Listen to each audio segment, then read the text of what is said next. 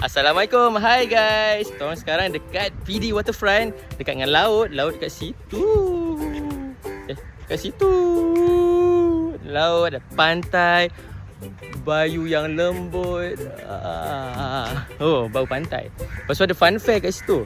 Ada fun fair, ada dinosaur. Kenapa ada dinosaur? Oh, Ya. Shu, aku lapar. lapar. Aku sebab dah datang kat PD ni, aku rasa macam nak makan seafood lah. Nak makan seafood? Tapi tak nak lah makan kat kedai yang biasa macam kita pergi tu kan. Seafood je kedai tu, seafood je kedai tu kan. Aku dalam nak makan kat kedai yang okey, yang sedap. Sedap mana? Oh, tu. Yang tu.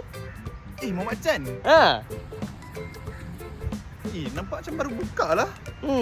Nampak macam baru. So, nak pergi tak? Jom. Jom.